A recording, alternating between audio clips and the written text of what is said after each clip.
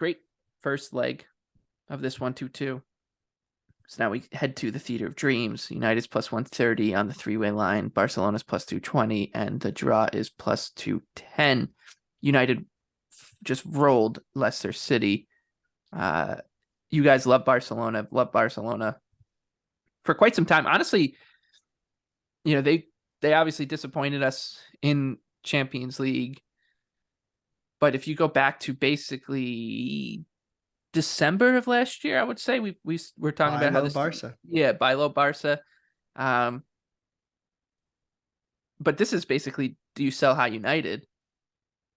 I'm kind of interested in the Catalans here.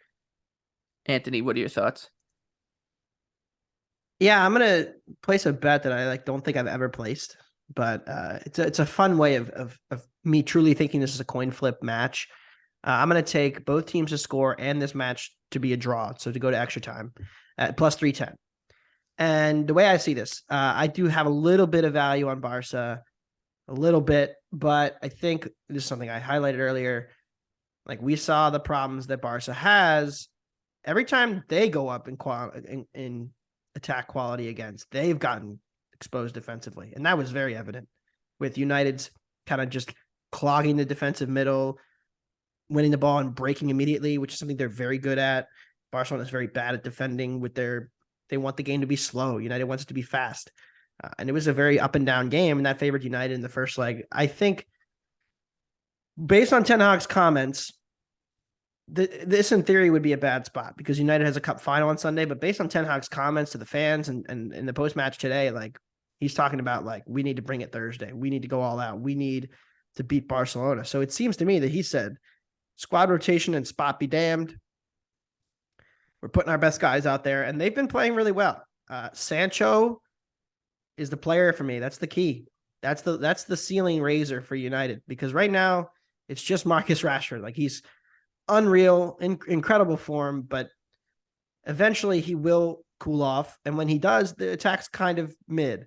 But if Sancho is going to bring back the production from Dortmund, those levels, now you've got a really fun, dangerous, good team that can rip Barca apart here. So I think I like both teams to score, and I think this is a draw. What I think will likely happen is you're going to see these two teams somewhat similar. It'll be open to start, but I think as the match progresses, you're going to see both teams take fewer and fewer chances, to the point where if it is tied late,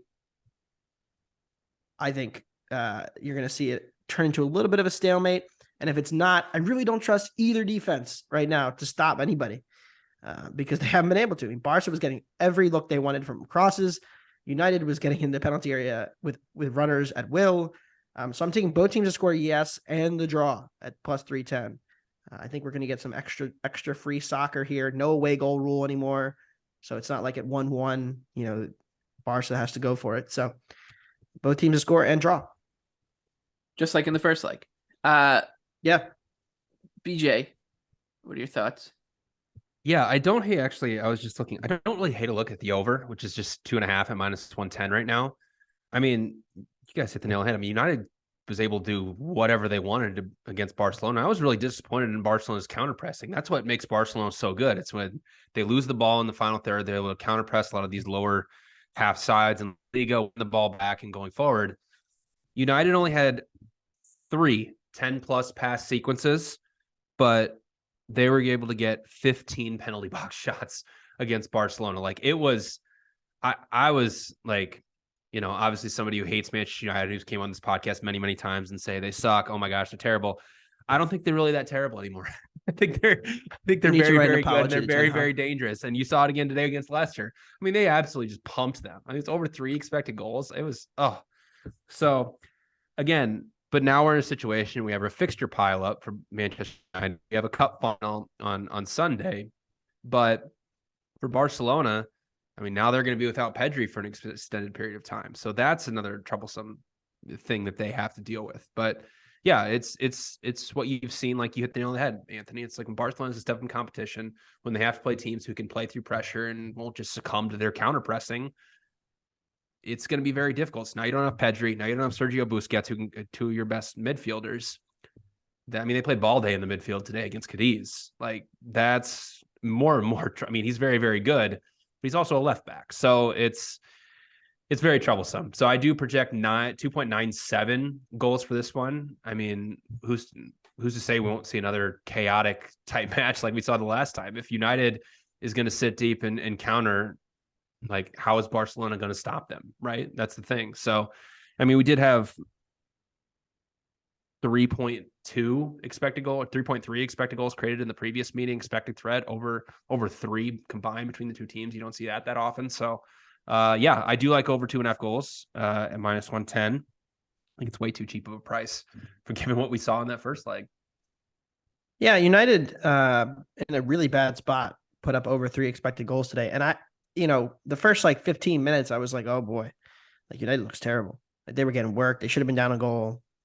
But they like flipped the switch, took over the game, and it was over and over again. I mean, I think a lot of it was Leicester, to be honest. Like I think they were awful defensive team. But yeah, United has to be given credit for in that spot, given the sandwich and the look ahead and all the matches they played to put up over 3 expected goals. Like that's a statement, even if it's against Leicester at home. So credit to the Red Devils. They look like a surefire top 4 team, which is crazy to say. But yeah, just like your Spurs. They can't. Yeah, they're not. They can't. Barca can't possibly try the same thing again, though. That's the only thing. Like there will be tactical adjustments from Xavi.